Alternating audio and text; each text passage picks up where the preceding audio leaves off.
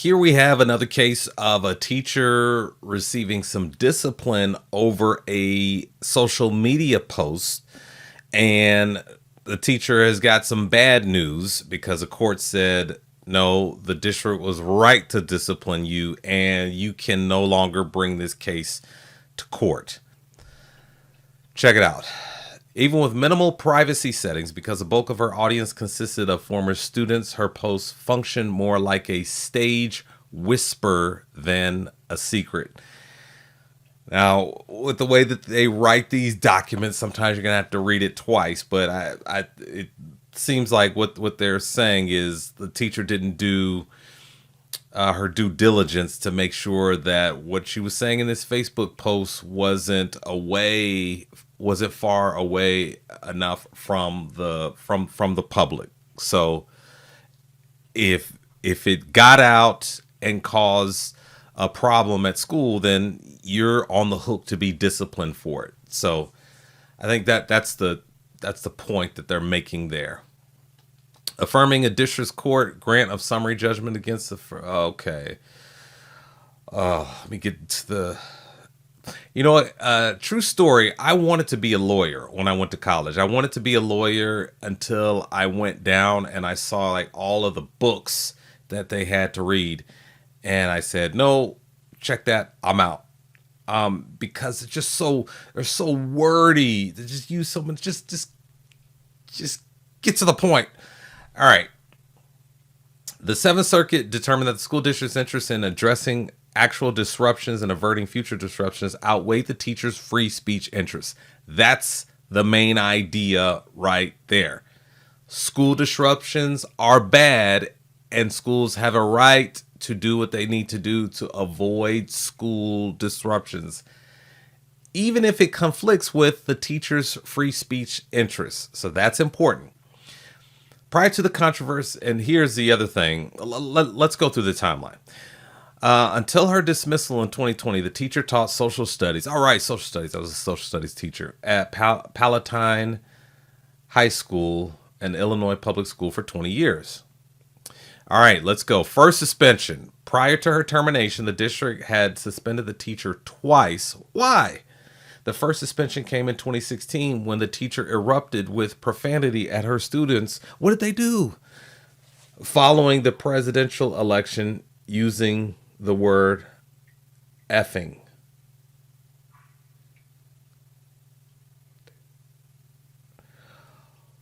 Oh,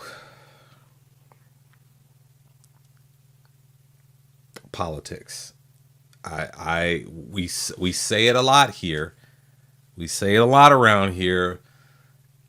Your political opinion should not interfere with your duties as a professional, as a teacher, as a leader in the classroom. Like that's a lack of self-control. That's a lack of self-control. So we had an election in 2016 and the world kept spinning. We had an election in 2020 and the world kept spinning. We had an election in 2024 and the world is still spinning. Like,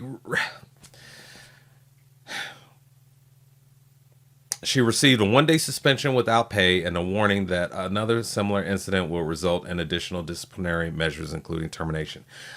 Okay, so I'm starting to see. I wonder if you're starting to see as well. And I want to hear from you once we get through this. I want to know if you agree with the court's decision. But I'm starting to see that we're kind of climbing the ladder. Now, there are times when districts have been so quick to act and they made a mistake. Ooh, shouldn't have done that. That wasn't worthy of discipline. That teacher did not cross the line. But I'm starting to see we're climbing the ladder here. So obviously, not a fan of Trump. That's okay. Is that a crime? Absolutely not. But to come to work and erupt and explode on your students with profanity, what? Second suspension. In 2019, just 3 years later, the teacher was suspended for a second time. According to the report, she said to one student, "You haven't even done your effing homework," and directed him to read the effing chapter. She also replied, no crap.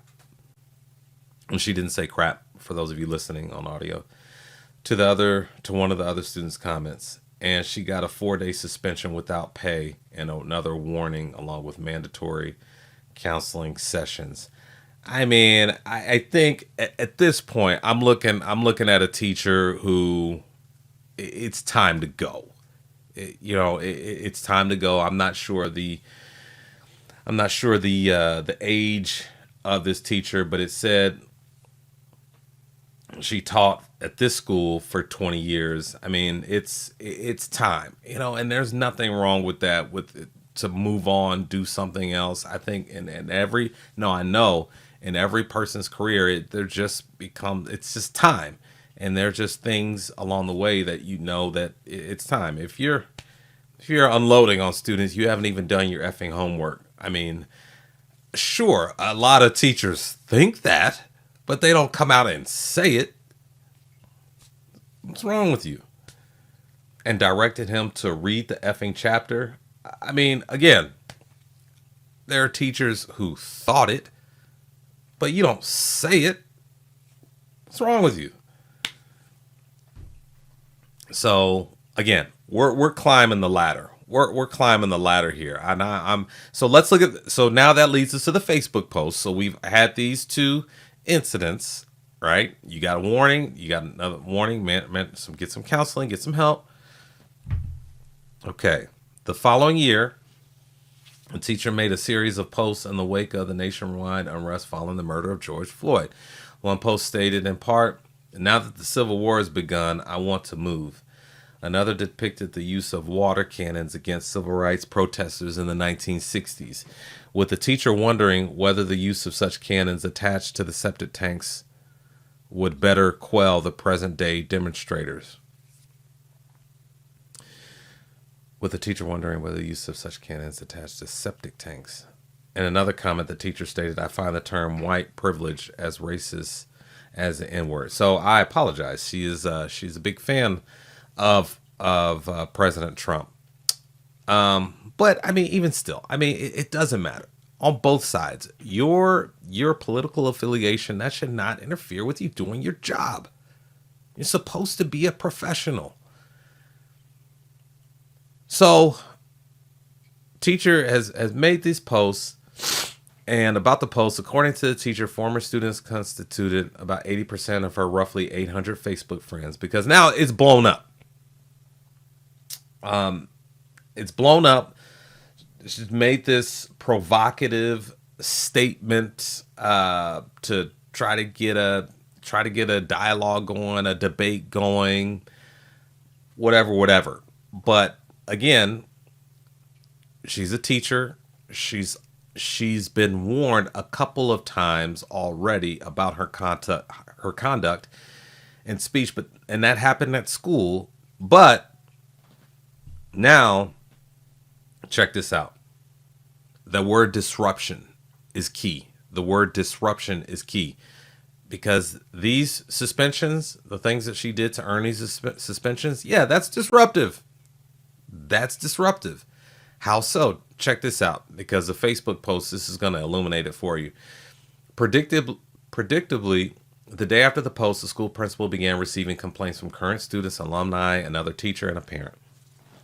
They issued a press release clarifying that the teacher's post did not reflect the district's values. Okay, so they're having to respond to this. And because they're having to respond to this, what the teacher did, they're pulling the administration away from other things.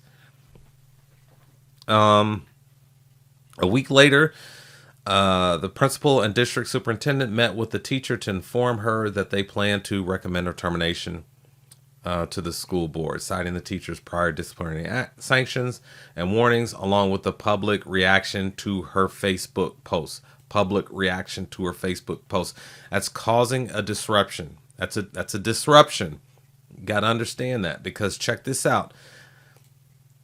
There were following 2 public meetings, the school board voted to fire the teacher, explaining that the district had received, here it is, why, over 135 complaints expressing outrage over the posts, and it received media coverage not only locally but also from the New York Post. So that's a disruption. You've caused a disruption, and that's what this court has also said as well. You're causing a disruption.